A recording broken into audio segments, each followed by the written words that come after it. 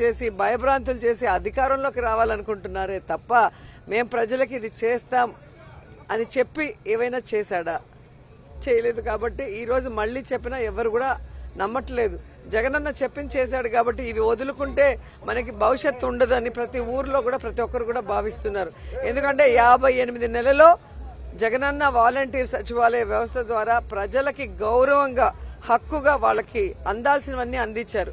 2 నెలల కోర్టు టైంలో చంద్రబాబు నాయుడు ఎలా ఆ వాలంటీర్ వ్యవస్థని దూరం చేయాలన్న ప్రయత్నంలో ఈ పెన్షన్దారులని, ముసలోళ్ళని చూడకుండా, వికలాంగులను చూడకుండా అందరినీ ఎండల్లో ఏ విధంగా కష్టపడే విధంగా, చాలా మంది చనిపోయే విధంగా వాళ్ళందరినీ కూడా ఎలా టార్చర్ పెడుతున్నారో గమనించారు. అరే బాబు, వీడు ఎలక్షన్ కోడ్లోనే 2 నెలల్లో లెటర్లు పెట్టి ఇంత టార్చర్ పెడుతున్నాడు, రేపు వీడు గెలిస్తే మనకు అసలు పుట్టగతులు ఉండవు, మళ్ళీ వాలంటీర్స్ తీసేసి మళ్ళీ జన్మభూమి కమిటీలు పెట్టి మన ఊరంతా నడిపిస్తాడు ఎండలో అనేది వాళ్ళకే అర్థమైపోయింది. సో ఎవ్వరూ కూడా ఈరోజు చంద్రబాబు నాయుడుకి ఓటేసే పరిస్థితిలో లేరు. జగన్ ఒక కుటుంబ సభ్యుడిలాగా, ఒక కొడుకులాగా, ఒక అన్నలాగా చేస్తుండది ప్రజలు బాగా గుర్తుపెట్టుకున్నారు. So war one side. ఈ వీడియో కానీ మీకు నచ్చినట్లయితే లైక్, కామెంట్, షేర్ చేయండి. మరిన్ని అప్డేట్స్ కోసం సబ్స్క్రైబ్ చేయండి.